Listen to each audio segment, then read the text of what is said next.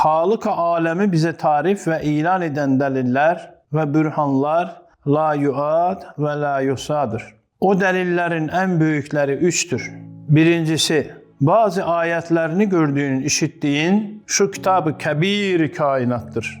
İkincisi, bu kitabın ayet-i kübrası ve divan-ı nübüvvetin hatemi ve künûz-u mahviyenin miftahı olan Hazreti Muhammed aleyhissalatu vesselam'dır. Üçüncüsü, kitab-ı alemin tefsiri ve mahlukata karşı Allah'ın hücceti olan Kur'an'dır. Şimdi birkaç reşşâ zımnında ikinci bürhanı tariften sonra sözlerini dinleyeceğiz. Birinci reşşâ, arkadaş, Halık'ımızı tarif eden pek büyük bir şahsiyet-i maneviyeye malik, bürhan-ı natık dediğimiz Hazreti Muhammed aleyhissalatu vesselam kimdir diye yapılan suale cevaben deriz ki, Hazreti Muhammed aleyhissalatu vesselam öyle bir zattır ki, azamet-i maneviyesinden dolayı satı arz, o zatın Mescid-i Aksa'sıdır. Mekke-i Mükerreme onun mihrabı, Medine-i Münevvere onun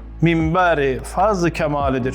Cemaat-ı müminine en son ve en âli imam ve nevi beşerin hatibi şehiridir. Saadet düsturlarını beyan ediyor ve bütün enbiyanın reisidir.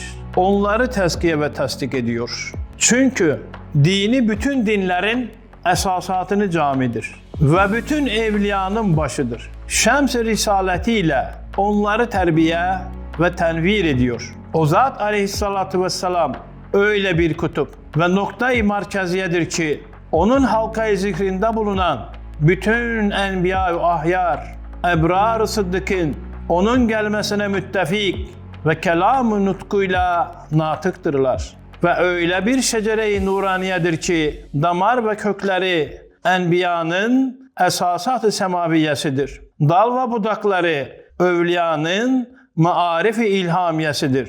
Bu itibarla herhangi bir davayı iddia etmiş ise bütün enbiya mucizelerine istinaden ve bütün evliya kerametlerine müsteniden ona şehadet etmişlerdir.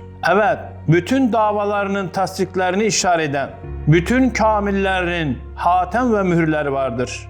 Ez cümle o zatın aleyhissalatu vesselam davalarından biri tevhiddir ki bu davayı tasrih ve ifade eden La ilahe illallah kelime-i mübarekesidir. O zatın halka-i din ve zikrine giren bütün geçmiş ve gelecek insanlar o kelime-i mukaddeseyi rükn-i iman ve mirdi zaman etmişlerdir. Demek o davanın hak ve hakikat olduğuna kanaat ve itminan ve izanları hasıl olmuş ki zaman ve mekana şamil bir tarzda o kelime-i mübareke meşrepleri, meslekleri, ananeleri muhtelif, mütebayin insanların ağızlarında Mevleviler gibi semavi deviran ve cevelan ediyor. Binaenaleyh gayri mütenahi şahitlerin tasdikiyle hak ve hakkaniyeti tahakkuk eden bir davaya hiçbir vehmin haddi değildir ki ona dest-i itirazı uzatabilsin.